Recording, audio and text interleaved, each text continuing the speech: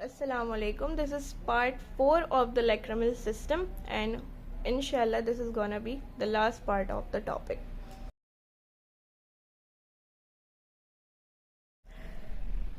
अच्छा जी, पार्ट 4 में हमें पढ़ना है सबसे पहले केरेटोकंजंक्टिवाइटिस सिक्का, केसीएस या फिर ड्राई आई सिंड्रोम। इसकी डेफिनेशन क्या है कि केसीएस एक क्लिनिकल कंडीशन है जहां एक्वस टीयर प्रोडक्शन इनसफिशिएंट हो जाती है to maintain normal tear film. जो नॉर्मल टीयर फिल्म हमने फर्स्ट लेक्चर में डिस्कस की थी वो मेंटेन नहीं हो पाती क्योंकि टीयर प्रोडक्शन ही कम हो गई है। या फिर इसकी दूसरी तरीके से डेफिनेशन है disorder of pre corneal tier film.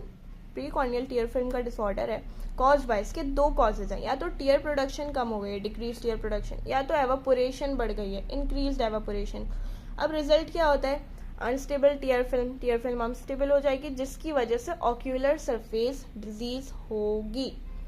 अब एटियोलॉजी पे आते हैं। एटियोलॉजी से मुराद है क्या कॉजेज हो सकते हैं केरेटोकंजंक्टिवाइटिस सिक्का के।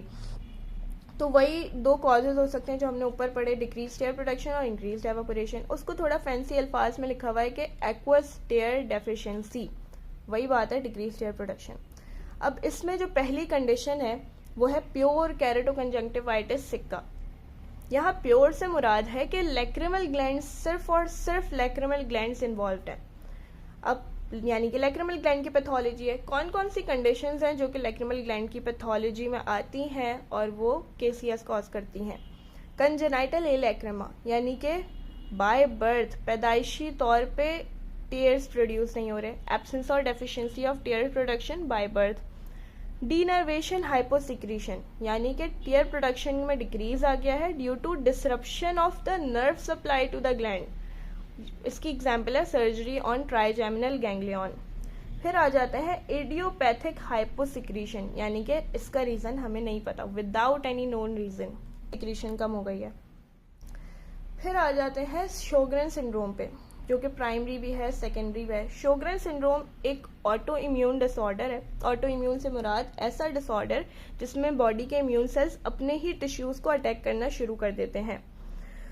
प्राइमरी में क्या होता है और सेकेंडरी में क्या होता है? Primary is characterised by lymphocytic inflammation and destruction of lacrimal and salivary glands. इस प्राइमरी में सिर्फ और सिर्फ लैक्रिमल ग्लैंड्स और सलाइवरी ग्लैंड्स इन्वॉल्व्ड होते हैं और वहीं पे इन्फ्लेमेशन होती है जो कि लिम्फोसाइटिक इन्फ्लेमेशन कहलाती है, बिकॉज लिम्फोसाइट्स आर देयर, और उनकी डिस्ट्रक्शन हो जाती है ग्लैंड्स की, और जिस वजह से लैक्रिमल ग्लैंड की डिस्ट्रक्शन की वजह से ड्राई आई होता है और सलाइवरी ग्लैंड्स की डिस्ट्रक्शन की वजह से ड्राई माउथ होता है, जिसे जीरोस्टोमिया भी कहते हैं। और प्राइमरी में खास बात यह है कि there is no systemic association. Secondary में ड्राई आई तो होता है लेकिन वो एसोसिएटेड होता है किसी ना किसी सिस्टमिक इम्यून डिसऑर्डर्स के साथ, फॉर एग्जाम्पल रूमेटॉइड आर्थराइटिस या सिस्टमिक ल्यूपस एरिथमाटोसिस। बस यही दोनों में जो है वो मेन डिफरेंस है। फिर एटियोलॉजी में नॉन शोग्रेन सिंड्रोम आ जाते हैं। नॉन शोग्रेन सिंड्रोम में वो तमाम कंडीशंस आ जाएंगी जो ऑटो इम्यून नहीं है।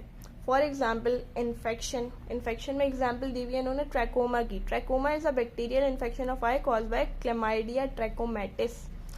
ट्रॉमा हो सकता है केमिकल थर्मल रेडिएशन। सेकेंडरीज हो सकती हैं जैसे कि ल्यूकीमिया और लिम्फोमा, और ये कैसे हो सकती हैं? कैंसर सेल्स अगर इनफिल्ट्रेट कर जाएं लैक्रिमल ग्लैंड में तो ड्राई आई हो सकता है।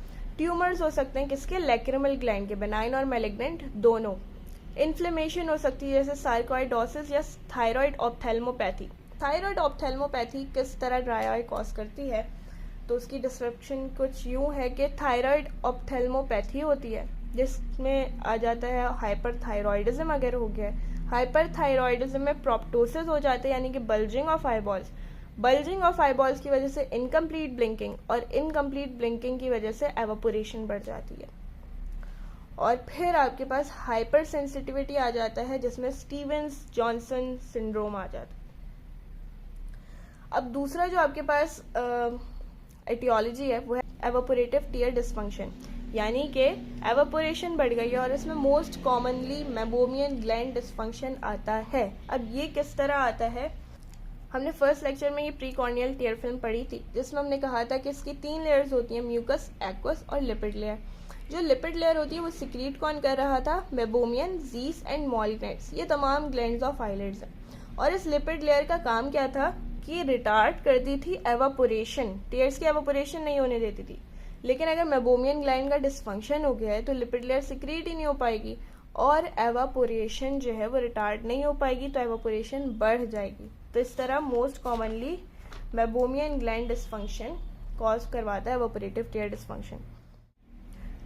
अब आ जाते हैं क्लिनिकल फीचर्स पे। इसमें सिम्टम्स पढ़ने फिर साइन पढ़ने। सिम्टम्स जो पेशेंट आपको खुद बताता है, NTPSP is the mnemonic for symptom. पहला सिम्टम है ड्राइनेस। ज़ाहिर टीयर्स की डेफिशिएंसी है तो ड्राइनेस तो होगी, इरिटेशन भी होगी, बर्निंग भी होगी और फॉरेन बॉडी सेंसेशन, यानी पेशेंट आपको कंप्लेन करेगा कि मेरी आंख में मुझे लगता है कुछ है। और ये तमाम चीज़ें वर्स हो जाएंगी इन सन, हॉट क्लाइमेट एंड विंड। फिर दूसरी जो कंडीशन है, दूसरा जो सिम्टम है वो है फोटोफोबिया। फोटोफोबिया से मुराद है एबनॉर्मल सेंसिटिविटी टू लाइट, और ये होती किस वजह से? ये होती है पंक्चुएट एपिथेलियल कैरेटोपैथी की वजह से। कैरेटोपैथी से समझ आता है कि कोई ना कोई कॉर्निया का डिसऑर्डर है, ये कॉर्निया का मसला है।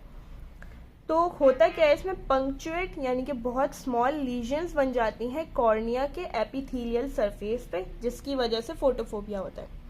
फिर तीसरा सिम्टम है stringy mucus discharge. Stringy mucus discharge क्यों हो रहा है? कंजंक्टिवा जो है ड्राइनेस पे रिस्पॉन्ड करता है बाय प्रोड्यूसिंग म्यूसिन, और वो म्यूसिन स्ट्रिंग्स की फॉर्म में आ जाता है, तो स्ट्रिंगी म्यूकस डिस्चार्ज। और ट्रांजिएंट ब्लरिंग भी होती है विजन की। ट्रांजिएंट मतलब फॉर अ शॉर्टर पीरियड या फॉर अ स्पेसिफिक टाइम।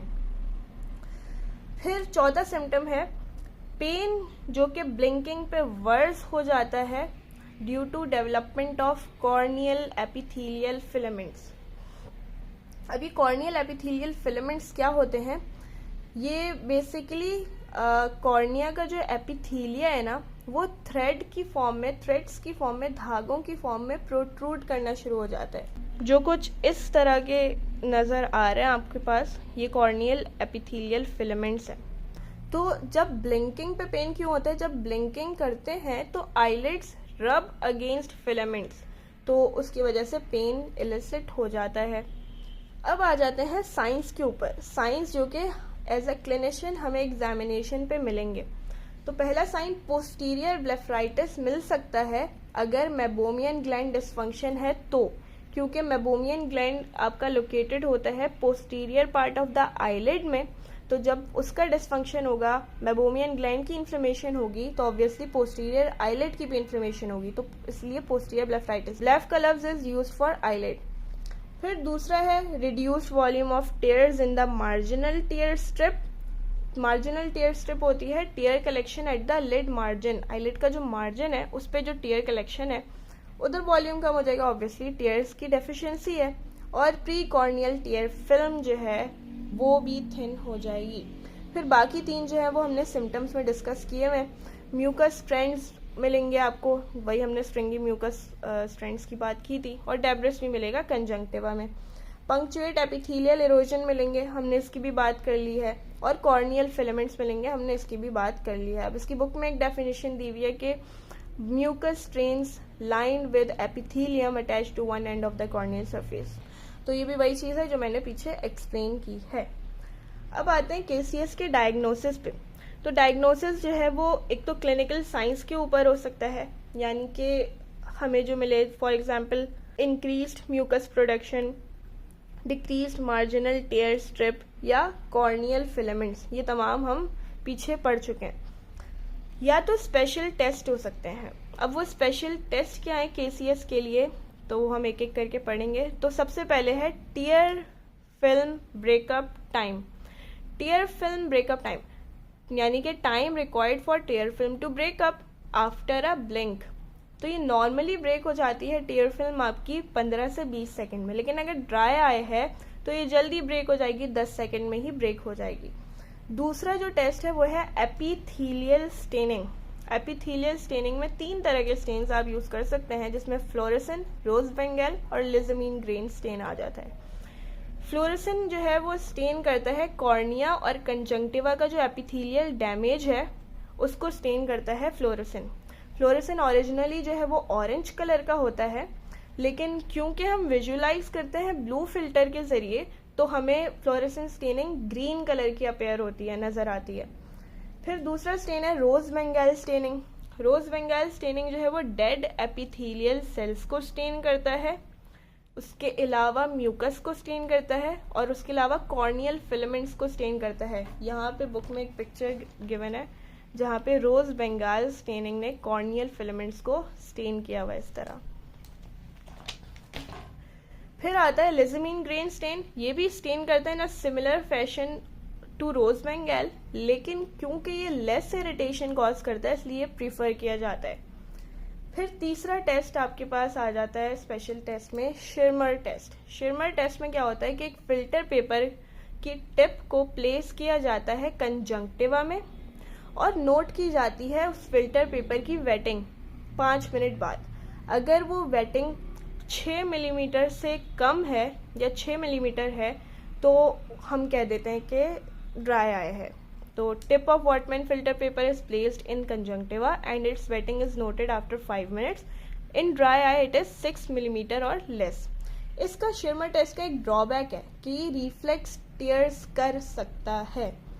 फिर लास्ट में हम कर सकते हैं स्पेशल टेस्ट में इम्प्रेशन साइटोलॉजी। तो impression cytology detects the goblet cells which are reduce in dry eye. Dry eye में गॉबलेट सेल्स कम हो जाते हैं तो उसको डिटेक्ट करता है। अच्छा जी, ट्रीटमेंट पे आ जाते हैं। ट्रीटमेंट 2 तरह के हैं, कंजर्वेटिव और सर्जिकल। और कंजर्वेटिव के लिए जो निमोनिक मैंने बनाया है वो है आमसेट। आई होप आप लोगों ने खाया होगा and if this mnemonic works for you then you can remember it. तो आमसेट का ए जो है पहला वो है आर्टिफिशियल टीयर सब्सटीट्यूट्स के लिए। आर्टिफिशियल टीयर सब्सटीट्यूट्स जिसमें आर्टिफिशियल टीयर्स आ जाते हैं, जेल्स आ सकती हैं, ऑइंटमेंट्स आ सकते हैं। अब ये किस मटेरियल के बने होते हैं तो वो सेलुलोज डेरिवेटिव्स हो सकते हैं। Example methyl cellulose, polyvinyl alcohol and sodium hyaluronate, petroleum mineral oil, example Lacrilube eye jail.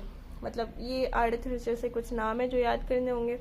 फिर आमसेट का जो दूसरा ए है it stands for autologous serum. Autologous serum क्या होता है, इसमें 2 चीज़ें होती हैं, इट कंटेन्स ग्रोथ फैक्टर्स और विटामिन ए।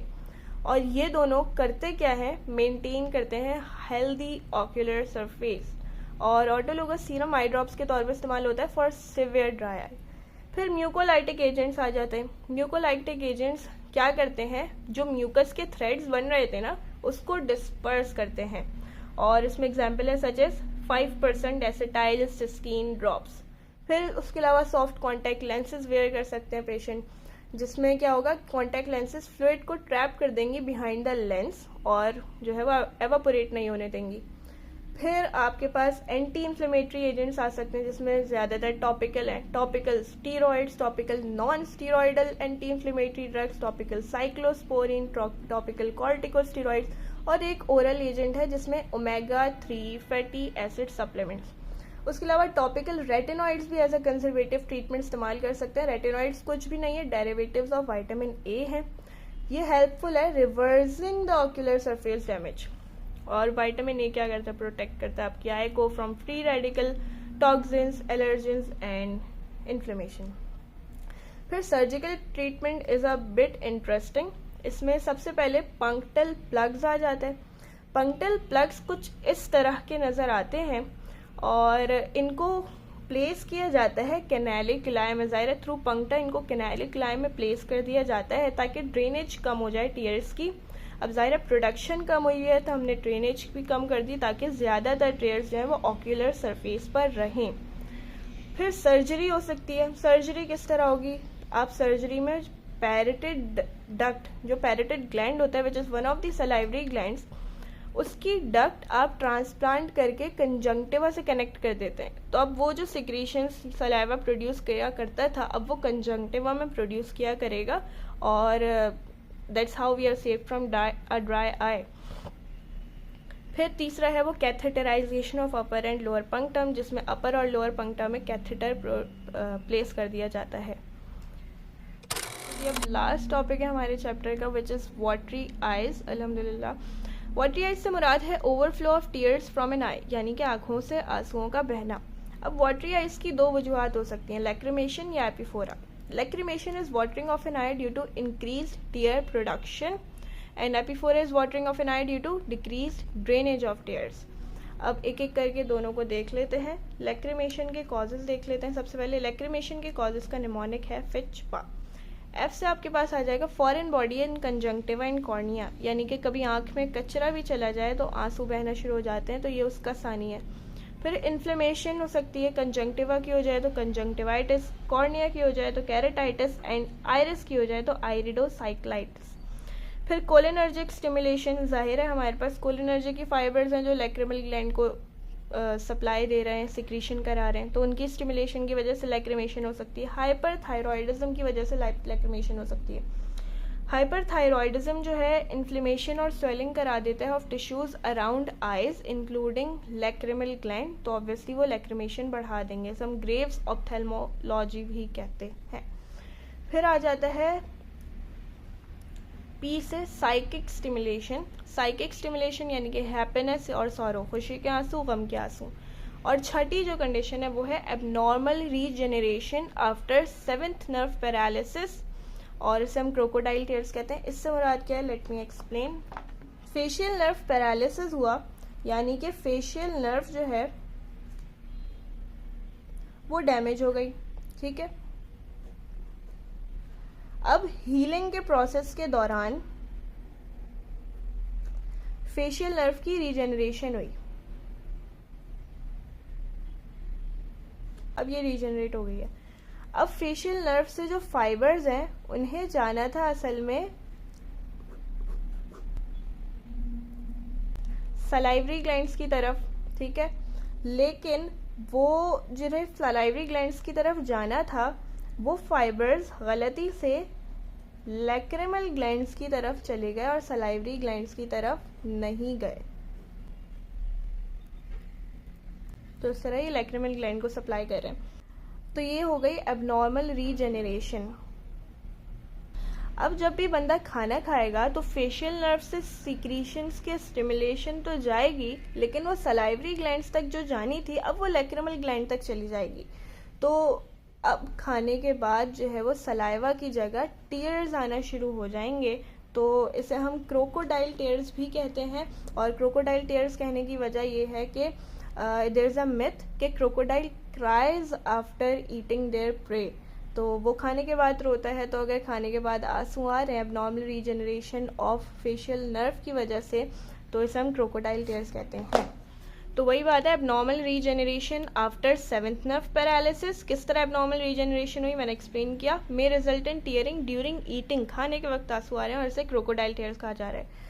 अब डायग्नोसिस क्या है, मेड फ्रॉम एंटीरियर सेगमेंट की एग्जामिनेशन से, और ट्रीटमेंट के अंडरलाइंग कॉज को ट्रीट करेंगे। ये लैक्रिमेशन हो गया खत्म। अब एपीफोरा है। एपीफोरा से मुराद था watering of an eye due to decrease drainage of tears. इसके कॉजेज दो तरह के हो सकते हैं, एक ऑब्स्ट्रक्टिव एपीफोरा हो सकता है, यानी कि ऑब्स्ट्रक्शन किसी भी लेवल पे है ड्रेनेज सिस्टम के, जिसमें पंक्टल स्टेनोसिस यानी कि पंक्टा जो है वो उनकी नैरोइंग हो गई है या एब्सेंट है। कैनालिकुलर एट्रीजिया यानी कि कैनालिकुलाई की डेवलपमेंट सही नहीं हुई है। डेक्रोसिस्टाइटिस, इस पे तो पूरा लेक्चर है हमारा, यानी कि inflammation of the lacrimal sac. Involution of nasolacrimal duct in elderly, यानी ओल्ड एज में इन्वॉल्यूशन हो जाती है। ग्रोथ इन लैक्रिमल सैक और नोज, लैक्रिमल सैक या नोज में कोई ग्रोथ हो गई है, या नेजल पॉलिप, इन तमाम की वजह से ऑब्स्ट्रक्टिव एपीफोरा होगा। फिर दूसरी कंडीशन या दूसरी कॉज जो है वो लैक्रिमल पंप फेलियर, यानी कि जो लैक्रिमल पंप था पूरा जिस तरह ड्रेनेज होती थी वो फेल हो गया है और ड्रेनेज सिस्टम पेटेंट। अब क्या क्या कंडीशंस हो सकती हैं जिसमें लैक्रिमल पंप फेलियर हो जाएगा। लोअर लिड लैक्सिटी, यानी कि लोअर लिड जो है ना आपकी लोअर आईलिड वो लूज हो गई है, वो वीक हो गई है और अब वो उस तरह कॉन्ट्रैक्ट नहीं कर पा रही है, क्योंकि वो कॉन्ट्रैक्ट करती थी लैक्रिमल सैक कंप्रेस होता था और फिर नेजो लैक्रिमल डक्ट में टीयर्स वो ड्रेन करता था, लेकिन क्योंकि यही कॉन्ट्रैक्ट नहीं हो पा रही तो वो कंप्रेस नहीं हो पा रहा है, इसलिए लैक्रिमल पंप फेलियर हो गया। लोअर लिड एक्ट्रोपियन, इससे मुराद है outward movement of lower eyelid, या आईलिड जो है वो अवे चली जाती है आईबॉल से। तो जब लोअर लिड दूर चली जाएगी आईबॉल से तो पंक्टा भी दूर चले जाएंगे टीयर्स से, तो टीयर्स पंक्टा में ड्रेन नहीं हो पाएंगे, तो इस वजह से एपीफोरा हो सकता है। या फेशियल पैल्सी, फेशियल पैल्सी क्यों, फेशियल नर्व सप्लाई करती है ऑर्बिकुलरिस ऑक्यूलाई मसल को। अब ऑर्बिकुलरिस ऑक्यूलाई मसल को जब फेशियल नर्व से सप्लाई नहीं मिलेगी फेशियल पैल्सी के दौरान तो वो कॉन्ट्रैक्ट नहीं करेगा। जब वो कॉन्ट्रैक्ट नहीं करेगा तो ऑब्वियसली आपका लैक्रिमल पंप फेल हो जाएगा। इसका डायग्नोसिस किस तरह होता है, तो इसका डायग्नोसिस जो है वो थोड़ा लंबा है। क्लिनिकल एग्जामिनेशन में हम आईलेट की पोजीशन चेक कर लेंगे कि एक्ट्रोपियन तो नहीं है, लेग्जिटी तो नहीं है, ऑर्बिकुलरिस ओकुली का मसल फंक्शन चेक कर लेंगे। रिगर्जिटेशन टेस्ट में क्या होता है, हम जेंटली प्रेस करते हैं लैक्रिमल सैक को मीडियल साइड ऑफ आई में, तो उससे ऑब्स्ट्रक्शन का पता चलता है, ये भी मैंने एक्सप्लेन किया हुआ है पहले। नेल सेल एग्जामिनेशन कर लेंगे कि किसी किस्म का पॉलिप तो नहीं है जिसकी वजह से ऑब्स्ट्रक्शन हो रही है। दूसरा तरीका है लैक्रिमल सिस्टम पेटेंसी टेस्ट। इसका इसमें 5 टेस्ट हैं। इसका निमोनिक है DDDLJ। DDLJ आपने सुना होगा, लेकिन ये DDDLJ है। अब पहले डी से मुराद है dye disappearance test. Dye disappearance test आप इस तरह करते हैं कि आप आई में फ्लोरेसेंट डाई डालते हैं और 5 मिनट बाद देखते हैं वो डिसअपियर हुई या नहीं। अगर वो डिसअपियर नहीं हुई है, उसकी रिटेंशन हो गई है तो मार्जिनल टीयर स्ट्रिप में, तो आप बोलेंगे ऑब्स्ट्रक्शन मौजूद है, क्योंकि ड्रेन हो जाना चाहिए था, वो नहीं हुई 5 मिनट में। दूसरा डी से मुराद है डायग्नोस्टिक सिरिंजिंग, जिसे इरिगेशन भी कहा जाता है। इट इज़ टू कंफर्म, यानी कि आप सिरिंज के थ्रू नॉर्मल सलाइन जो है वो डालेंगे, तो ये लेवल ऑफ ऑब्स्ट्रक्शन चेक करने के लिए होता है, और ये एडल्ट नेज़ोलैक्रिमल डक्ट ऑब्स्ट्रक्शन में यूजफुल नहीं है। और ऐसा क्यों है ये मुझे भी नहीं पता, इसलिए मैं बता नहीं सकती। फिर डेक्रोसिस्टोग्राफी। डेक्रोसिस्टोग्राफी में आप क्या करते हैं, तीसरा डी है ये, कंट्रास्ट मीडियम इंजेक्ट किया जाता है थ्रू कैनालिकुलाई। कंट्रास्ट मीडियम से मुराद है ऐसा मीडियम जो एक्सरे पे डिटेक्ट हो रहा है, और फिर आप एक्सरे निकाल लेंगे, तो इससे आपको डायवर्टिकुलर फिस्ट्यूलर डिफेक्ट्स वगैरह का पता चल जाएगा। फिर आपके पास लैक्रिमल सिंटिलोग्राफी। लैक्रिमल सिंटिलोग्राफी में आप ये करते हैं कि आप जो टीयर्स हैं उनमें कोई गामा इमिटिंग सब्सटेंस, ऐसा सब्सटेंस डाल देते हैं जो गामा रेज इमिट कर रहा है, और फिर आप टीयर्स को मॉनिटर करते हैं, टीयर्स की प्रोग्रेशन को मॉनिटर करते हैं through the drainage system by gamma camera. तो आपको पता चल जाता है टीयर्स कहाँ जा रहे, कहाँ नहीं जा रहे, कहाँ ऑब्स्ट्रक्शन है, कहाँ नहीं है। लास्ट आपके पास आ जाता है जोन्स डाई टेस्ट। ये इंडिकेटेड है जब पार्शियल ऑब्स्ट्रक्शन सस्पेक्ट करें आप, लेकिन फुल ऑब्स्ट्रक्शन या टोटल ऑब्स्ट्रक्शन में इसकी कोई वैल्यू नहीं है। 2 तरह के जोन्स डाई टेस्ट होते हैं, प्राइमरी और secondary. Primary zones dye test में आप क्या करते हैं कि fluorescent dye put in eyes. Fluorescent dye आपने आंखों में डाल दी और आपने ऑब्जर्व करना है इसकी रिकवरी नोज से। अगर रिकवरी हो रही है डाई की नोज से, तो मतलब कि ड्रेनेज सिस्टम पेटेंट है। लेकिन अगर रिकवरी नहीं हो रही, डाई नोज से बाहर आई ही नहीं, तो या तो पार्शियल ऑब्स्ट्रक्शन है या पंप फेलियर है। फिर आपने सेकेंडरी जोन्स डाई टेस्ट करना है, done when dye is not recovered in primary test. अगर प्राइमरी टेस्ट में dye does not come out, तो फिर आप सेकेंडरी टेस्ट करेंगे। सेकेंडरी टेस्ट में आप इरिगेशन करते हैं सेलाइन के साथ, और आप 2 चीज़ें नोट करेंगे कि फ्लोरेसेंट स्टेन्ड सलाइन आ रहा है या अनस्टेन्ड सलाइन आ रहा है। अगर फ्लोरेसेंट स्टेन्ड सलाइन आ रहा है तो मतलब पार्शियल ऑब्स्ट्रक्शन है, और अगर अनस्टेन्ड सलाइन आ रहा है तो या तो पंप फेलियर या कैनालिकुलर ऑब्स्ट्रक्शन। अब आप ट्रीटमेंट किस तरह करेंगे एपीफोरा का, तो अगर लैक्रिमल पंप फेलियर है तो उसे ट्रीट करेंगे आप restoring the position of eyelid and punctum, यानी कि उसमें आईलिड और पंक्टम का मसले थे, तो आप उनकी पोजीशन ठीक करेंगे। ऑब्स्ट्रक्शन अगर ड्रेनेज सिस्टम की, तो फिर उसे सर्जिकली ट्रीट करना पड़ेगा, और टाइप ऑफ सर्जरी डिपेंड करती है कि ऑब्स्ट्रक्शन है किधर, तो इस तरह ट्रीटमेंट होता है। So that's all for lacrimal system. Thank you.